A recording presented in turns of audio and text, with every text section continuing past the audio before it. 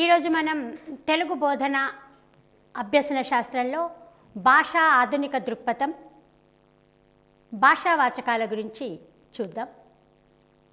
భాష అంటేనే వినిమయం కోసం ఉపయోగించేదే భాష.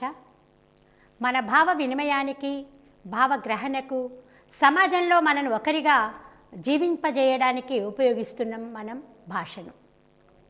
భాష ద్వారా సృష్టిలో మానవుడు ప్రత్యేక వ్యక్తిగా నిలబడ్డాడు. భాషించేదే భాష. మరి భాషా ఆధునిక దృక్పథం భాషావాచకాలు అనే ఈ అంశంలో మనం ఈరోజు ప్రస్తుతం ఉన్న భాషావాచకాలు, అసలు భాషావాచకాలలో దాగి ఉన్న అంశాలేమిటి, ఏ సూత్రాల ఆధారంగా భాషావాచకాలు నిర్మించబడతాయి, భాషలో ఉన్న ఆధునిక దృక్పథాలేమిటి, బోధనలో ఎలాంటి పద్ధతులను ఉపయోగించడం వల్ల మన బోధన సఫలీకృతం అవుతుంది అనే విషయాలను చర్చించుకుందాం. భాష ఆధునిక దృక్పథంలో అసలు భాషాభ్యసనం అంటే ఏమిటి చూద్దాం. ప్రతిసారి చెప్పుకుంటూ ఉన్నాం, ఒక బాధ్యతాయుత పౌరులుగా సమాజంలో వ్యక్తి నిలబడడానికి భాష తోడ్పడుతుంది. విద్యార్థి సమగ్ర మూర్తిమత్వమే విద్యా లక్ష్యం. ఈ విద్యా లక్ష్యాన్ని సఫలీకృతం చేసేదే భాషా బోధన. అంటే పిల్లవాడు పుట్టక ముందు తల్లి గర్భంలో నుండి పుట్టిన తర్వాత కుటుంబంలో, చుట్టూ ఉన్న సమాజంలో, స్నేహితులతో కలిసి భాష ద్వారానే ఎన్నో విషయాలను తెలుసుకుంటున్నాడు.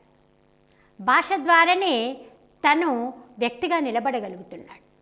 అందుకే హేతుబద్ధమైన బాధ్యతాయుత పౌరులుగా బాలబాలికలు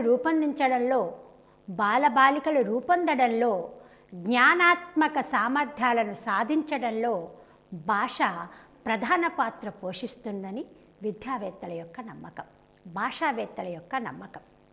హేతుబద్ధమైన అనడంలోనే అంటే ఏదైనా ఒకటి విషయాన్ని గుడ్డిగా నమ్మడం వేరు, దాన్ని కాస్త తార్కికంగా ఆలోచించి అందులో ఉన్న శాస్త్రీయత ఏమిటి అని గమనించడం వేరు. భాషాభ్యసన ద్వారా పిల్లవాడు తనకేం కావాలి, ఏమి తను తీసుకోకూడదో కూడా గమనిస్తాడు. సమాజంలో ఉన్న మంచి ఏమిటి, చెడేమిటి, అంటే సాహిత్యము భాషకు మూలము అనుకుంటే సాహిత్యంలో పద్య ప్రక్రియ, గద్య ప్రక్రియలు ఉన్నాయి. ఒక పద్యము ఉపాధ్యాయుడు చెప్పినప్పుడు ఆ పద్యంలోని భావాన్ని పిల్లవాడు గమనిస్తాడు. ఒక ఉపాధ్యాయుడే కాదు, మనం ఇంట్లో చూస్తాం, తాత, నాయనమ్మ, అమ్మమ్మ ఇట్లా పెద్దవాళ్ళు ఉన్నప్పుడు తాము చదివిన నరసింహ శతకం నుండి, భాస్కర శతకం నుండి, వేమన శతకం నుండి మాటలు వచ్చి రాని పిల్లవాడికే పద్యం చెప్తూ ఉంటాడు. ఇక్కడ ఆ పద్యం చెప్పడంలో లేదా మంచి మంచి కథలు చెప్పడంలో వాళ్ళ ముఖ్య ఉద్దేశం పిల్లవాడిని ఒక బాధ్యతాయుత పౌరునిగా తీర్చడం, పిల్లవాడిని ఒక నీతివంతునిగా తీర్చడం, మంచేదో చెడ్డేదో గ్రహించడానికి పద్య ప్రక్రియను, తన కథలను ఉపయోగిస్తూ ఉంటాడు. అందుకే భాషాభ్యాసన ద్వారా ఒక హేతుబద్ధమైన బాధ్యతాయుతమైన పౌరుడు రూపొందే అవకాశం ఉంది అని మనం అనుకోవచ్చు. ఇంతేకాదు జ్ఞానాత్మకమైన సామర్థ్యాలు కూడా భాష ద్వారానే పొందుతున్నాడు. జ్ఞానం ఏ విషయమైనా పొందాలి అంటే జ్ఞానం కావాలి. ఆ జ్ఞానం పొందాలి అంటే అభ్యసన జరగాలి. అభ్యసన కేవలం శ్రవణం ద్వారానే రాదు, ఎన్నో విషయాలను పఠనం చేయాల్సి ఉంటుంది. ఈ పఠనానికి కావాల్సింది లిపి. ఈ లిపికి మూలం భాషే. భాష, లిపి, పఠనాత్మక శక్తి, ఇవన్నీ ఈ సామర్థ్యాలు ఎట్లా అలవడుతున్నాయి అంటే భాష ద్వారానే అలవడుతున్నాయి. అందుకే హేతుబద్ధమైన బాధ్యతాయుత పౌరులుగా బాలబాలికలు రూపొందడంలో భాష ప్రధాన పాత్ర వహిస్తుందని, జ్ఞానాత్మకమైన సామర్థ్యాలను భాష అందిస్తుందని మనం అనుకుంటున్నాం. మరి ఎట్లా భాష తోడ్పడుతుందో చూద్దాం. దైనందిన జీవిత సన్నివేశాలలో తన అభిప్రాయాలను స్పష్టంగా, నిర్దిష్టంగా, ఎటువంటి సందేహానికి తావు లేకుండా ఇతరులకు తెలియచెప్పడానికి భాష ఒక వాహకం. దైనందిన జీవితాలు అంటే తన నిత్య జీవితం. ప్రతిరోజు మనం లేచినము అంటే మళ్ళీ పడుకునేంత వరకు కూడా ఎన్నో సన్నివేశాలు ఉంటున్నాయి. ప్రతి సన్నివేశంలో మనకు అనుకూలమైన అభిప్రాయాలు ఉన్నాయి, మనకి ఇష్టం లేని సన్నివేశాలు కూడా ఉన్నాయి.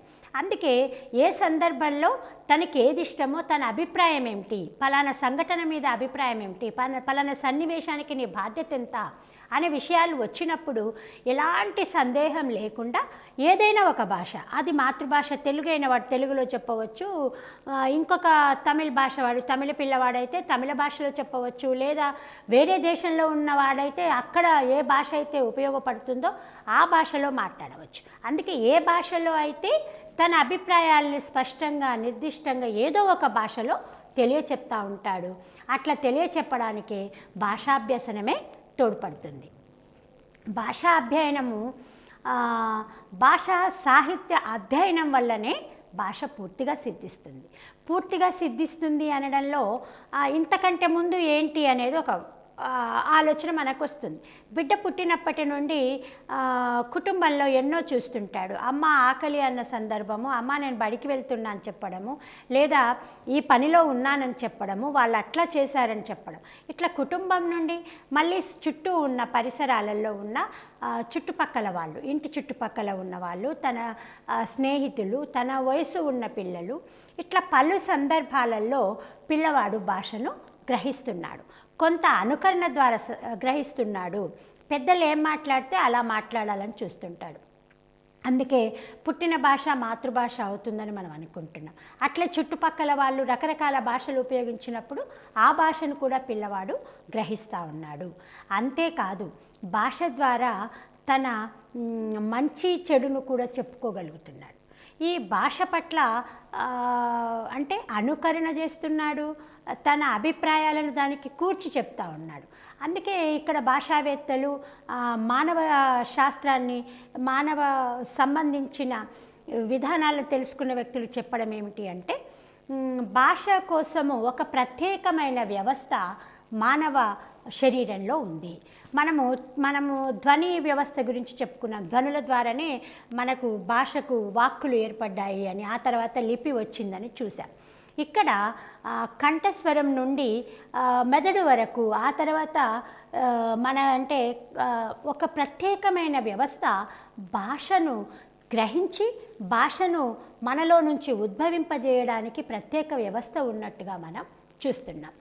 ఒక వంశపారంపర్యంగా ఒక వ్యక్తి కవి అయ్యాడు అంటే వాళ్ళ కుటుంబంలో ఎవరైనా కవులు ఉన్నారా అని అడుగుతుంటారు. ఒకరు బాగా పాట పాడుతున్నాడు అంటే వాళ్ళ పెద్దల్లో ఎవరైనా పాటలు పాడారా అని అడుగుతుంటారు. అంటే అర్థం ఏమిటి? కొంత వంశపారంపర్యంగా వస్తున్న భాషకు శరీరంలో ఉన్న భాషా వ్యవస్థ, ఆ తర్వాత పిల్లవాడు అనుకరించిన రీతి, ఇవన్నీ కూడా పిల్లవాడు భాష నేర్చుకునే సందర్భాన్ని మనకు సూచిస్తున్నాయి. ఇంతే కాకుండా మరి జ్ఞానపరంగా భాష రావాలి అంటే ప్రాచీన సాహిత్యాన్ని, ఆధునిక సాహిత్యాన్ని, రకరకాల పుస్తకాలను చదవాల్సిన అవసరం ఉంది. అట్లా సాహిత్య అధ్యయనం వల్ల భాష పూర్తిగా సిద్ధిస్తుంది అని మనం చూడవచ్చు. మరి భాష ఎట్లా నేర్చుతున్నాడు అని మనం అనుకున్న రీతిలోనే చిన్నప్పటి నుండే కుటుంబం నుండి, చుట్టుపక్కల వారి నుండి, సందర్భాన్ని బట్టి వాడుతున్న పదాలను ఒక సందర్భంలో ఒక తీరుగా మాట్లాడతాం, ఇంకొక సందర్భంలో ఇంకొక తీరుగా వాడతాం అదే పదాన్ని. అంటే ఇక్కడ దాన్ని నామవాచకంగా ఉన్న పదాన్ని కొన్ని సందర్భాలలో మనం క్రియాత్మకంగా కూడా ఉపయోగిస్తూ ఉంటాం.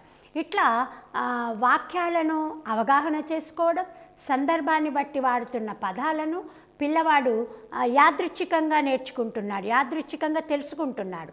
అంతర్గతంగా ఉన్న భాషా వ్యవస్థ వల్ల కూడా భాషను నేర్చుకుంటున్నాడు.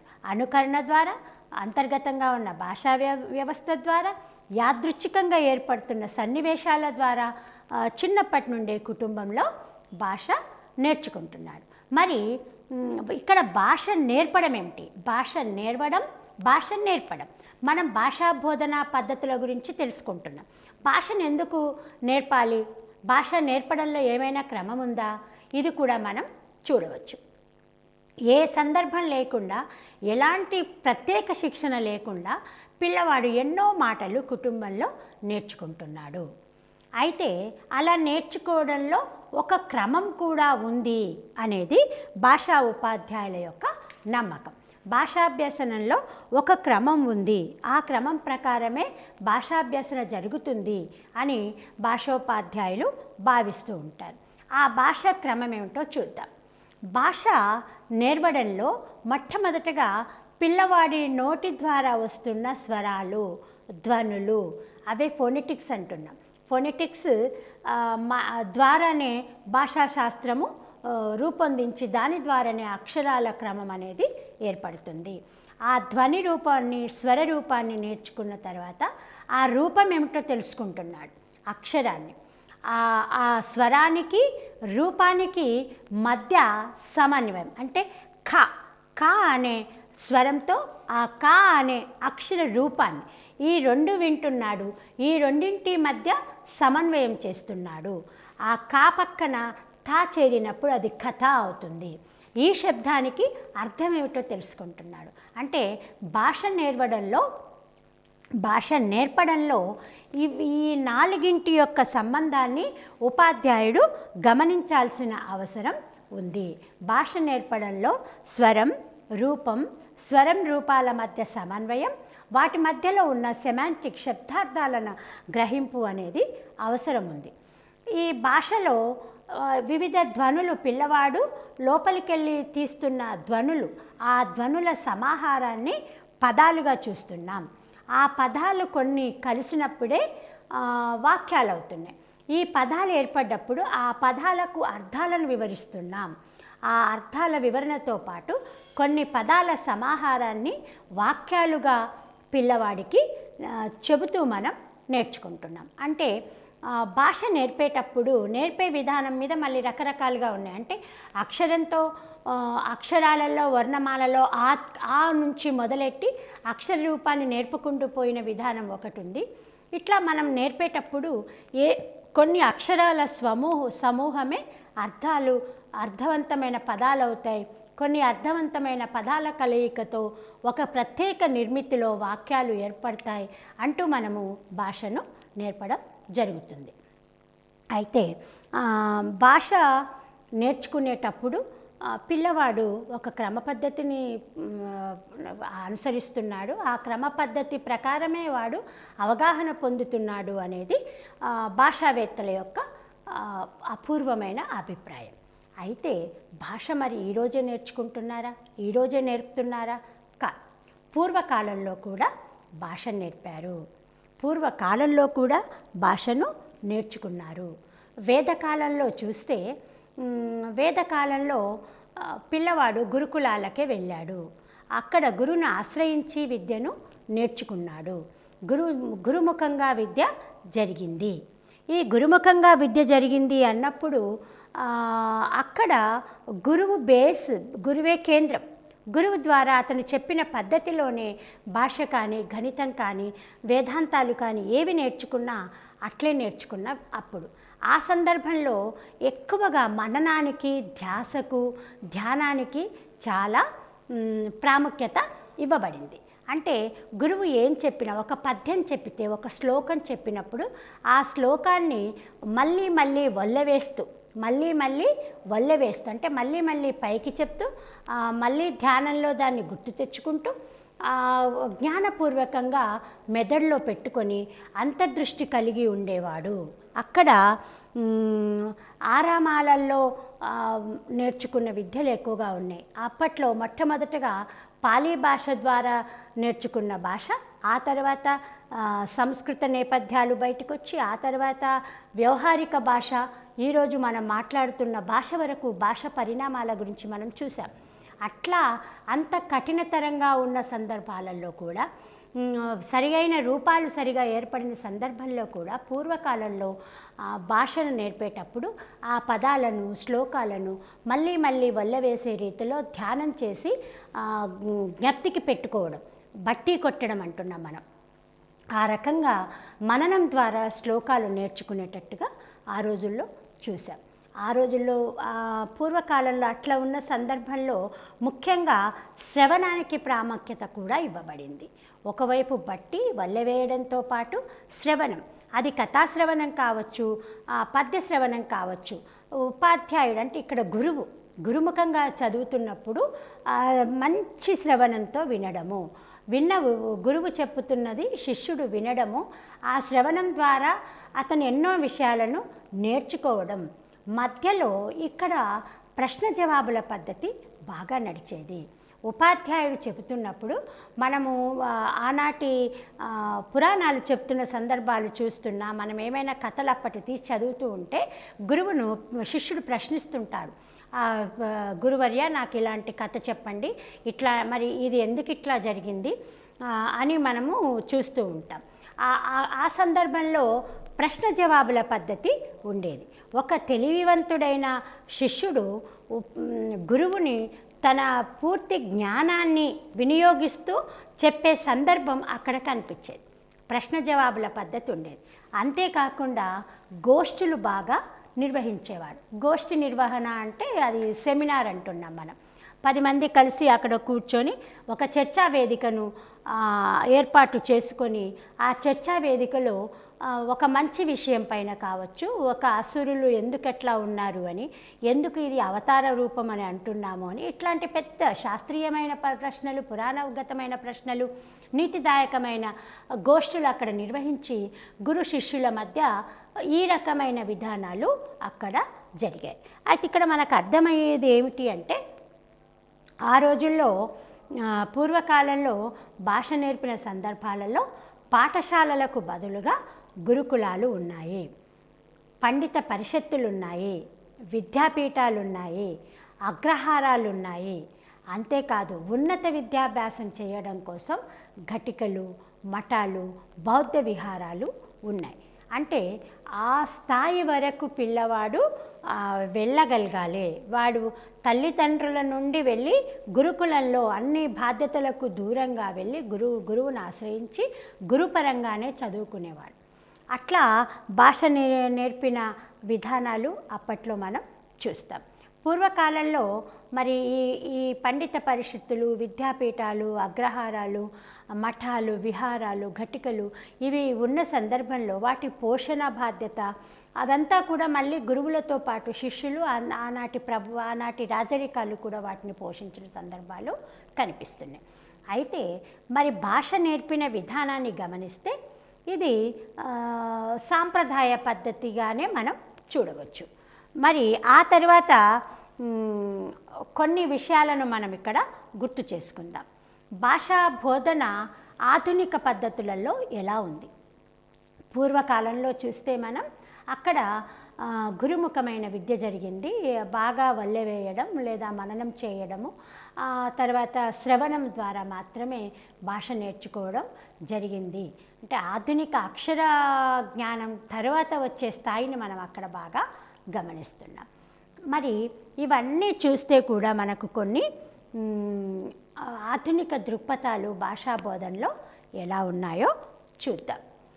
సమాజం వెలుపల భాష అభివృద్ధి చెందుతుందా కాదా? ఇదొక ప్రశ్న. అంటే భాష లేకపోతే సమాజ అభివృద్ధి జరగదు అని పెద్దల ఆలోచన. భాష ద్వారానే సమాజం అభివృద్ధి చెందుతుంది అంటే మనం మొదటగానే అనుకున్నాం. కావ్యం రాసేవాళ్ళు కానీ, వేదం రాసేవాళ్ళు కానీ ఆ రోజుల్లో ఏమంటే విశ్వశ్రేయస్సును కోరేదే సాహిత్యం, విశ్వశ్రేయస్సును కోరేదే సాహిత్యం, జనానికి హితాన్ని చేసేదే సాహిత్యం. అంటే హితము అని చెప్పడంలోనే ప్రయోజనము అని.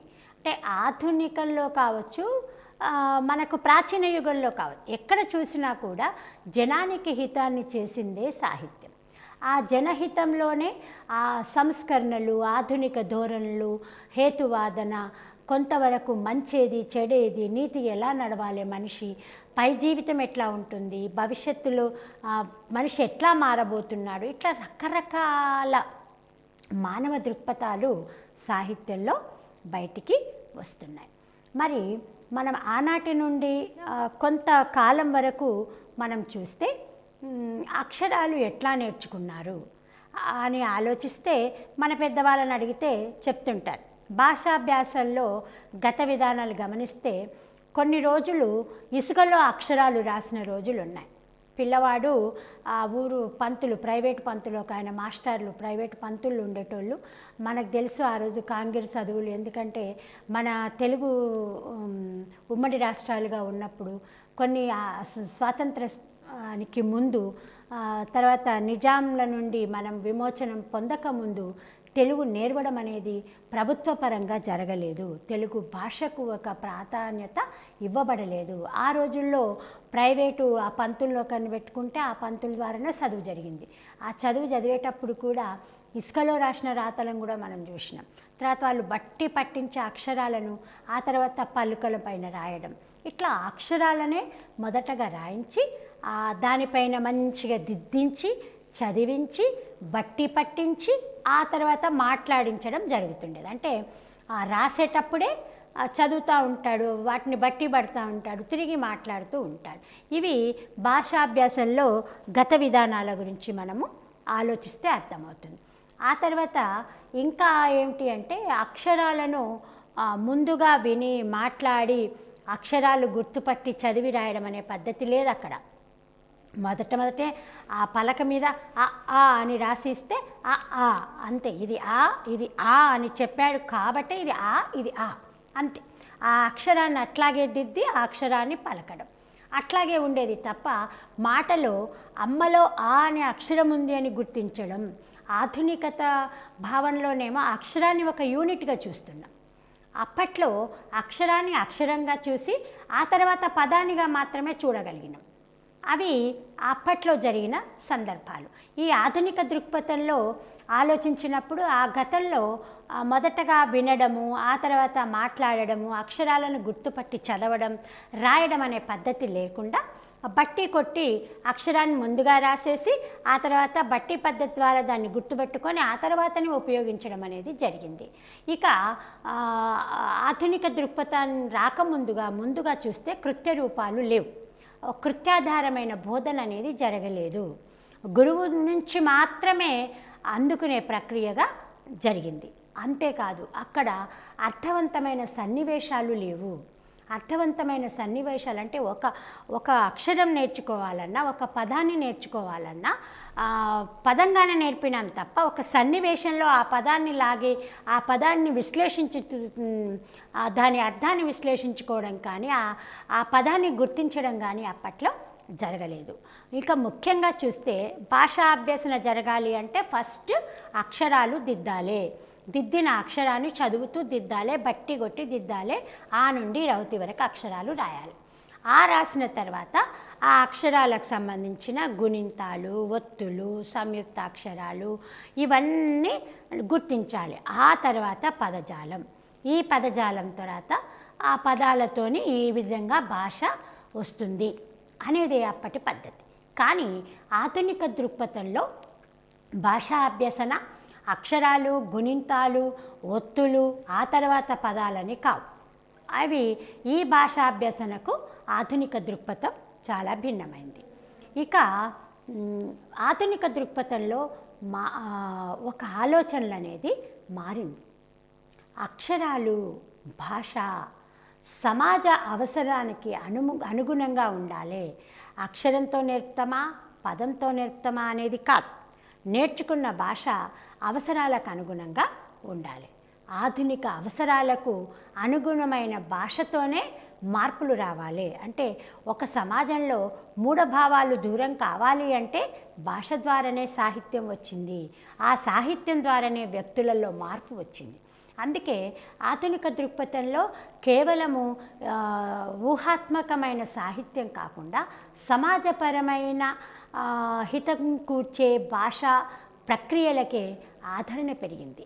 అవి భాషా బోధన ఆధునిక అవసరాలకు అనుగుణంగా ఉండాలని ఒక మాటను మనం చూస్తాం. ఆధునిక సాంకేతిక సరిపోయే పదజాలాభివృద్ధి జరగాలి. మనము ఈరోజు సెల్ ఫోన్ అంటున్నాం. దీన్ని చరవాణి అని వింటే మనకు కొత్తగా ఉంటుంది. బస్ అంటున్నాం, ట్రైన్ అంటున్నాం. వాటిని తెలుగులో వింటే నిజంగా ఇవి తెలుగు పదాలా అని మనకు సందేహం వస్తుంది.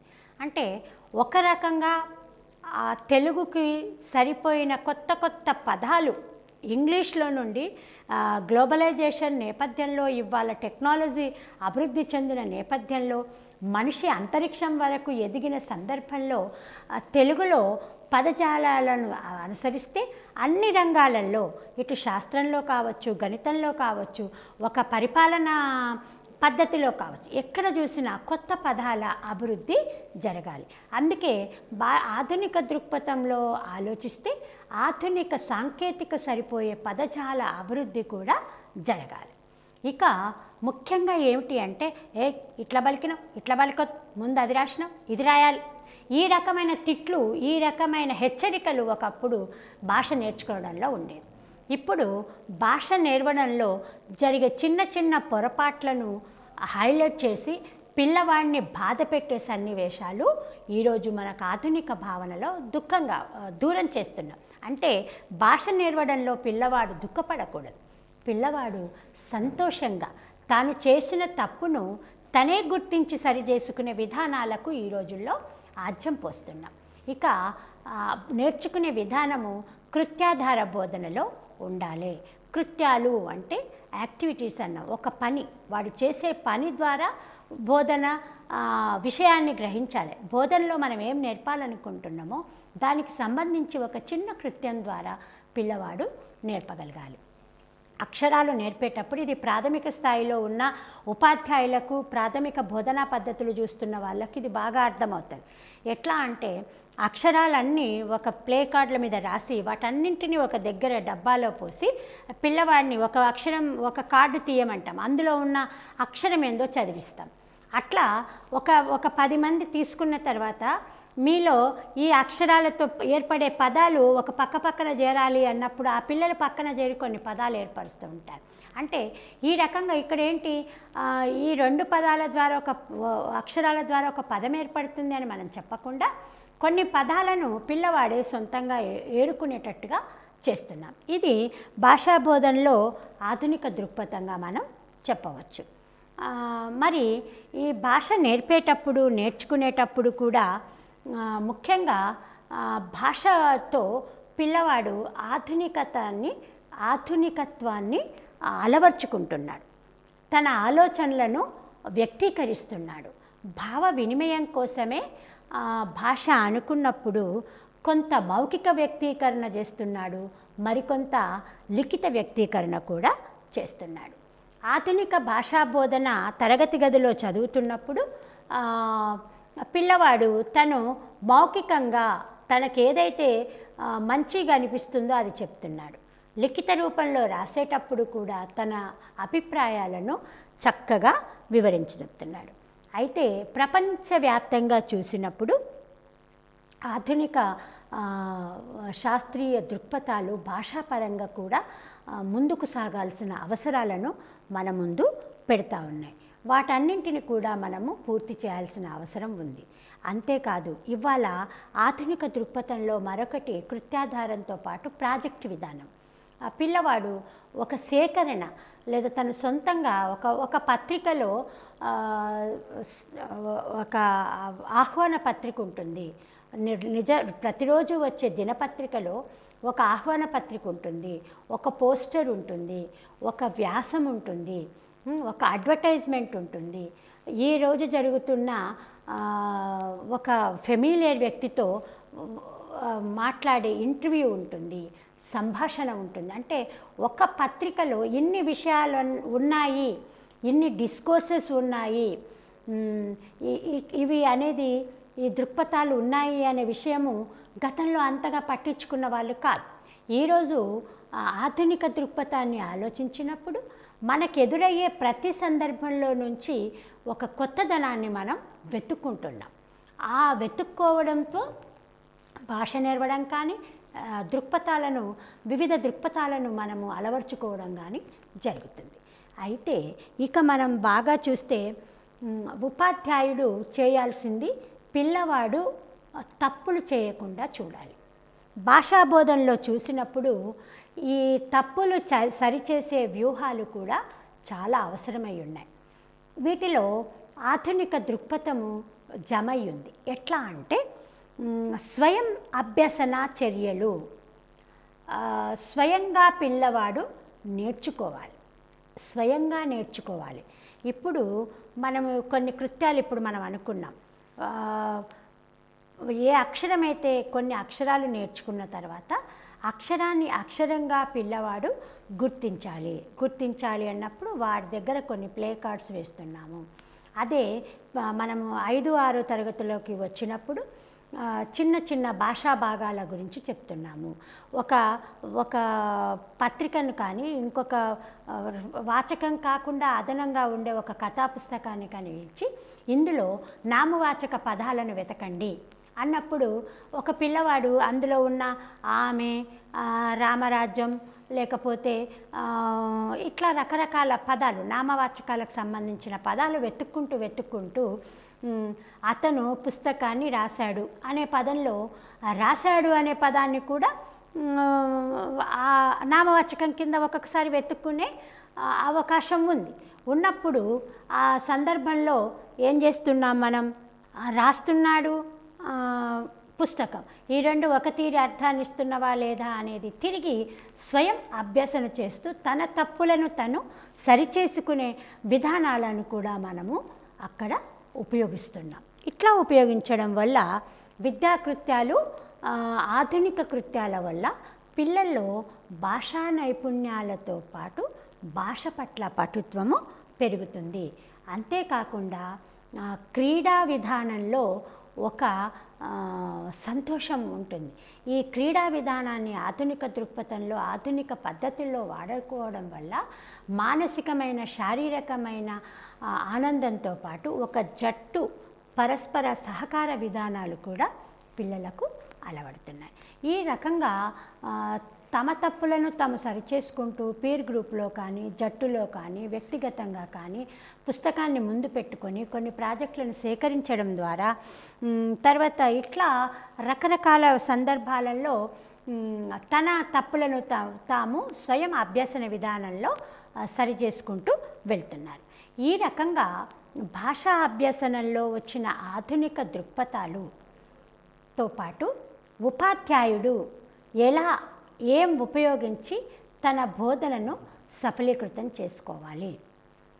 నిజంగానే రేపు మీరే ఈరోజు పరీక్ష కోసం హాజరవుతున్న ఒక ఛాత్రోపాధ్యాయుడు, రేపు కాబోయే ఉపాధ్యాయుడు. ఒక ఉపాధ్యాయుడిగా తరగతి గదికి వెళ్ళాలి అన్నప్పుడు 1వ తరగతి నుంచి 10వ తరగతి వరకు, ఇటు ప్రాథమిక స్థాయి, మాధ్యమిక స్థాయి, ఉన్నత స్థాయి. మరి ఏ తరగతికి ఏం చెప్పాలి, ఎలా చెప్పాలి? ఇవేమైనా గురుకులాలా? కావే.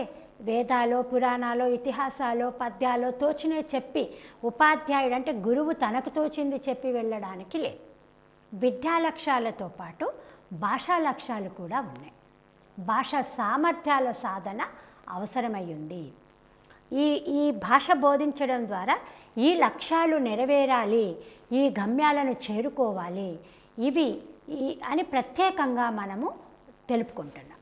ఇవన్నీ తెలుపుకోవాలంటే ఒకచోట ఉపాధ్యాయుడు ఒకటి చెప్తున్నాడు, ఇంకో పాఠశాల ఉపాధ్యాయుడు ఇంకో పాఠ్యాంశాన్ని చెప్పాడు అనుకుందాం. అప్పుడు సరిసమానమైన సామర్థ్యత అనేది ఒక కొలబద్ధంగా ఉండదు. ఒక మూల్యాంకనానికి ప్రభుత్వానికి కావచ్చు, ఒక టోటల్ డిపార్ట్మెంట్కి ఒక వయసు పిల్లవాడికి ఫలానా విషయంలో ఫలానా సామర్థ్యం ఉండాలి అనేది ఒక కొలబద్ధత అనేది ఉండదు. మరి దానికోసమే ఏముండాలి? ప్రతి బోధన అంశంలో మనం గతంలో చెప్పుకున్నట్టు ప్రతి బోధన విషయంలో కానీ, బోధన అంశాల్లో కానీ ఉపాధ్యాయుడు తను సొంతంగా తన స్కిల్ని, తన నైపుణ్యాన్ని, తన యొక్క ఆసక్తిని, తనలో ఉన్న జ్ఞాన పిపాసని ఉపయోగిస్తాడు. ఓకే, ఇది కరెక్టే. కానీ ఇవాళ ఒక తరగతి గది, ఈరోజు ఒక 10వ తరగతి పాస్ అయిన పిల్లవాడు రాష్ట్రంలో ఏ దగ్గరికి వెళ్ళినా అతని సర్టిఫికెట్ సమానమే అన్నప్పుడు అక్కడ ఆ తరగతి గదిలో ఆ పిల్లవాడు నేర్చుకున్న విషయాలు ఇంకొక ఊరిలో నేర్చుకున్న పిల్లవాడు విషయాలతో సమానంగా ఉండాలి. ఈ లక్ష్యాలు, సామర్థ్యాలు, మనం ఆశించే గమ్యాలు అనేవి ఒకటిగా ఉన్నవి అన్నప్పుడు వీళ్ళు నేర్చుకునే అంశాలు కూడా ఒకటిగా ఉండాలి. వాటి కోసమే ముఖ్యంగా పిల్లవాడిలోని మూల్యాంకన, పిల్లవాడిలోని సామర్థ్యాల మూల్యాంకన కోసం ఒక వాహకం ఉండాలి. అదే తెలుగు, అదే వాచకం అయ్యింది. అది తెలుగులో అయితే తెలుగు వాచకం, సాంఘిక శాస్త్రం అయితే సాంఘిక శాస్త్ర వాచకం, ఇట్లా గణిత వాచకం. ఏ విషయాన్ని పరంగా చూసినా ఒక స్థాయి పిల్లవాడికి ఒక సంవత్సర కాలంలో ఆ తరగతిలో నేర్చుకోవలసిన పలు అంశాలతో ఉన్నదే వాచకం. అలాంటి వాచకం ఉన్నప్పుడు తెలుగు భాషలో తెలుగు వాచకాలు ఏమిటి, ఈ వాచకాలు అంటే ఏమిటో చూద్దాం. భాష నేర్వడానికి, అధ్యయనం చేయడానికి, నిర్దేశించడానికి భాషాంశాల ద్వారా ఒక సంవత్సర వ్యవధిలో లక్ష్యాన్విత భాషా సామర్థ్యాలను విద్యార్థులకు అందచేసే ప్రామాణిక పుస్తకమే తెలుగు వాచకం. తెలుగు భాష నేర్వడానికి ఉపయోగిస్తున్నది, తెలుగు సందర్భంలో నేర్పిస్తుంది కాబట్టి ఇది తెలుగు వాచకం. ఇక్కడ ప్రామాణిక పుస్తకం అన్నాం. పుస్తకాలు ఎన్నో ఉన్నాయి, కానీ ఒక ప్రామాణికంగా ఒక తరగతి గదిలో ఈ సంవత్సరం 8వ తరగతి పిల్లవాడు ఈ అంశాలు నేర్చుకోవాలి అని సూచిస్తుంది. ఈ అంశాలను నేర్చుకోవడంలో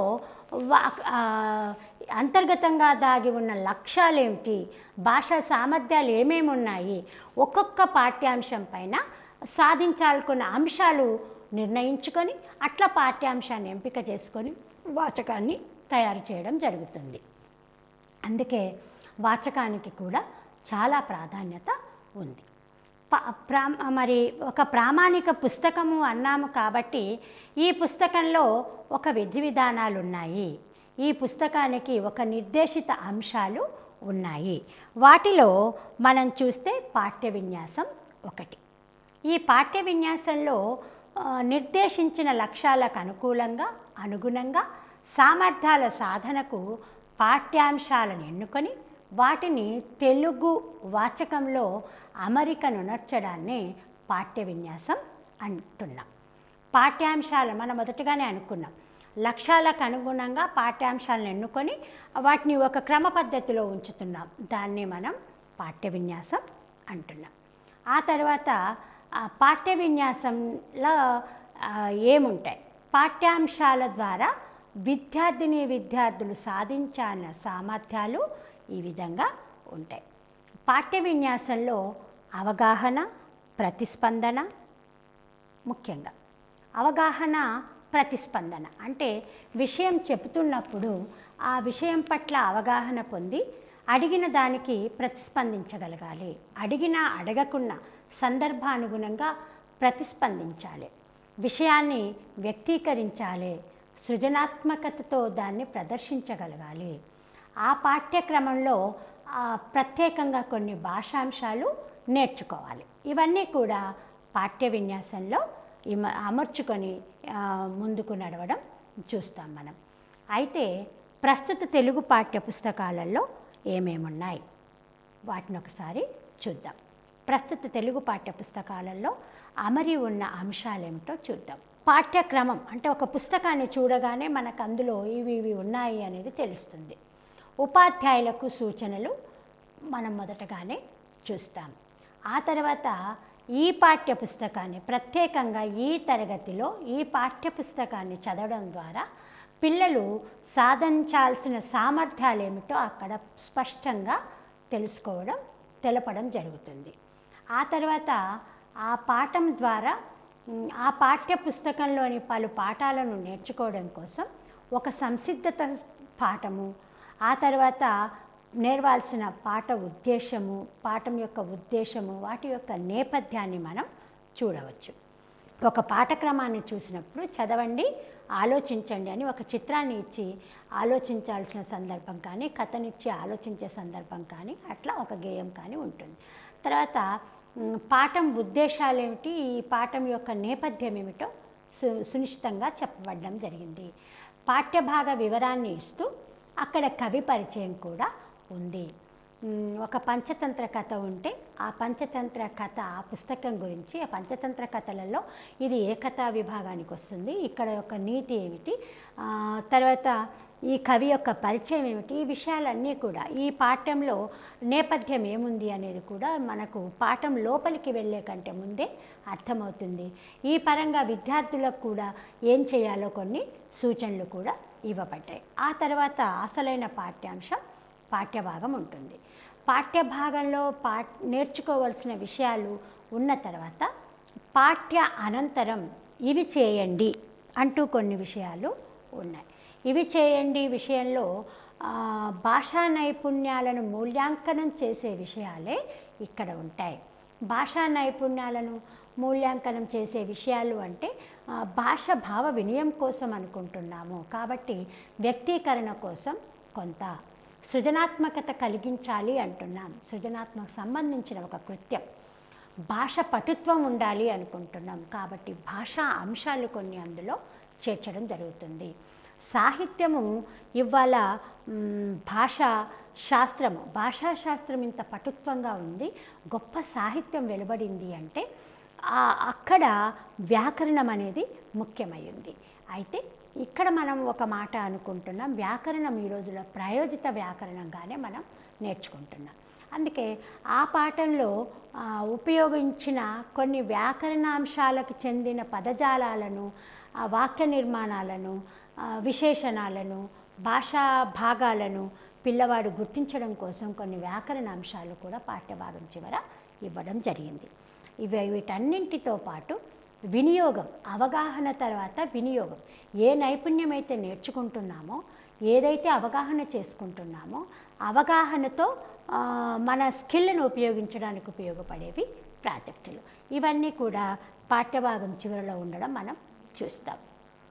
అయితే ఒక్కొక్క తరగతిలో ఒక్కొక్క తీరుగా కొన్ని పాఠ్యాంశాల్లో కొన్ని మార్పులు ఉంటాయి. ఇదే క్రమము ప్రైమరీలో, మాధ్యమిక తరగతిలో, ఉన్నత తరగతిలో ఒకే తీరులో ఉండకపోవచ్చు. పాఠ్యాంశాన్ని బట్టి కొన్ని మార్పులతో ఈ అమరిక మనము చూడవచ్చు. కృత్యాధార బోధనకు సంబంధించిన వాచకాలు ఆ రోజుల్లో ప్రయోగాత్మకంగా ఉండి ఎపెప్ డిపెప్ల వరకు కూడా అవే నడుస్తూ వచ్చాయి. కేవలము మన రాష్ట్రంలోనే కాదు, అంటే ఇతర పలు రాష్ట్రాలలో వస్తున్న కొత్త కొత్త విధానాల ఆధారంగా తెలుగు వాచకాలు రూపొందించుకోవడం అనేది మన రాష్ట్రంలో జరిగిన ఒక గొప్ప ప్రక్రియ. దానికి అనుసంధానంగానే మన తెలంగాణ రాష్ట్రం వచ్చిన తర్వాత కూడా నూతనంగా వాచకాలు ప్రాథమిక స్థాయి నుండి ఉన్నత స్థాయి వరకు వచ్చాయి. అంటే ఇక్కడ అంటే ఎప్పుడు కూడా ఒక నూతనత్వంలో భాష ఆలోచన జరగడము అనేది ఒక గొప్ప పరిణామం. మనము వివిధ తరగతులకు వచ్చిన వాచకాల పేర్లను ఒకసారి చూద్దాం. 1, 2 తరగతులకు జాబిలి వాచకాలు అని పేరు పెట్టాం. అట్లాగే 3, 4, 5 ఈ తరగతులకు జాబిలి వాచకాలు అని, 6, 7, 8 తరగతులకు నవవసంతం అని, 9, 10 తరగతులకు సింగిడి తెలుగు వాచకాలు అని ఇట్లా పేరు పెట్టి వాటిని వెలుగులోకి తెచ్చిన సందర్భాన్ని మనం చూడవచ్చు. మరి తెలుగు వాచకాలు ఎందుకు, వాటి ప్రయోజనాలు ఏమిటి మనం ముందుగా చెప్పుకున్నాము, అయినా కొంచెం ప్రత్యేకంగా చూద్దాం. తెలుగు వాచకాలు చాలా ప్రయోజనకరంగా ఉన్నాయని మనం అనుకోవచ్చు. ఎందుకంటే బోధించే వారికి ఒక హ్యాండ్ టూల్, మనకు ఒక చేతిలో ఉన్న ప్రపంచం, అంటే ఈ భాషా ప్రపంచంలో ఈ తరగతికి ఈ స్థాయి వరకు నేను పలానా అంశాన్ని చెప్పవచ్చు అనడానికి ఉపాధ్యాయునికి, అట్లా అభ్యసించేవాడికి ఎంత అభ్యసించినా ఇంక ఇదే లేదు, ఇది లేదు, అది ఉంటే బాగుండేది అంటే ఒక క్రమం అనేది సూచించేది వాచకం. అందుకే ఇదొక వనరుగా మనం చూస్తాం. బోధించేవారికి, అభ్యసించేవారికి వనరులుగా తెలుగు వాచకాలు చాలా ఉపయోగపడుతున్నాయి. అంతేకాదు లక్ష్యాన్ని ఏర్పరుస్తున్నాయి, సామర్థ్యాల సాధనకు ఇవి నిర్దేశాన్ని చేస్తున్నాయి.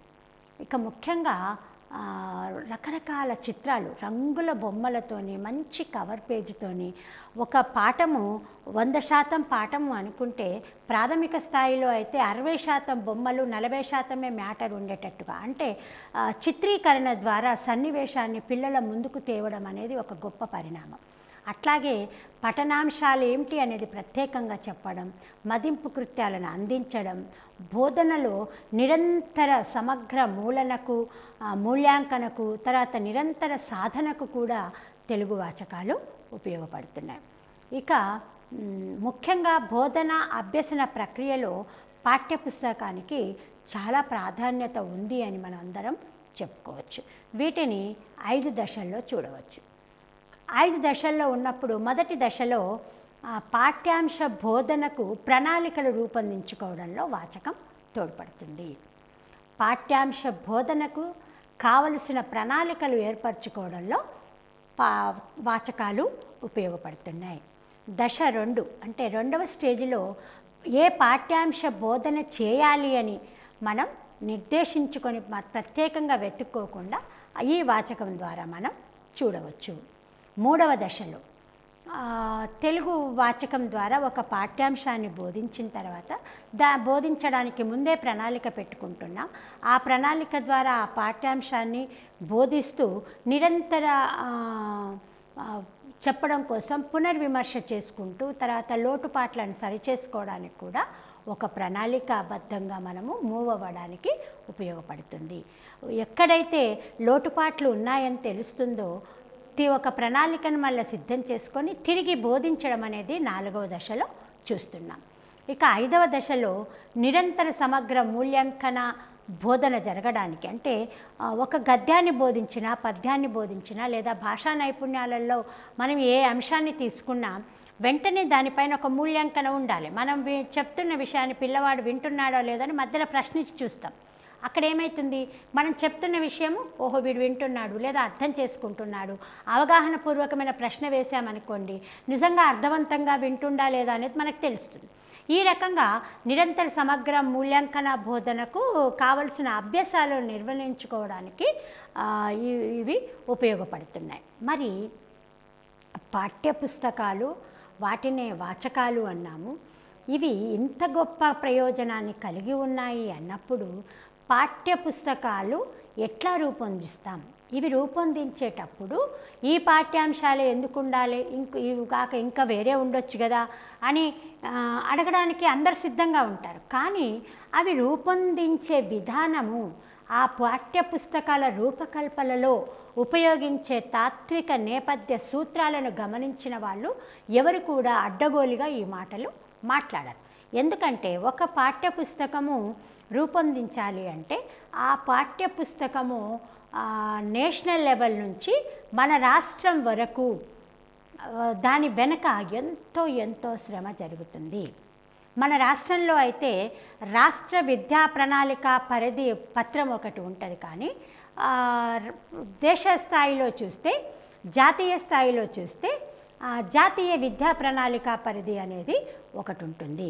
ఈ జాతీయ విద్యా ప్రణాళిక పరిధి ఎప్పటికప్పుడు దేశంలో కొత్త నూతన విధానాలు వచ్చినప్పుడు రావాలని కోరుకున్నప్పుడు కూడా ఈ పరిధి పత్రాలు మేధావులైన విద్యావేత్తలు, భాషావేత్తలు, విషయవేత్తలు కూర్చొని వీటిని తయారు చేయడం జరుగుతుంది.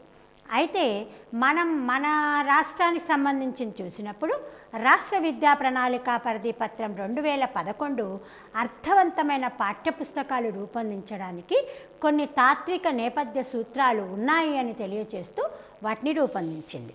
మనము ఇదే పరంగా చూస్తే జాతీయ విద్యా ప్రణాళిక పరిధి కూడా ఈ తాత్విక నేపథ్య సూత్రాలను ముఖ్యంగా 10 అవి అక్కడ కలిగి ఉంటుంది.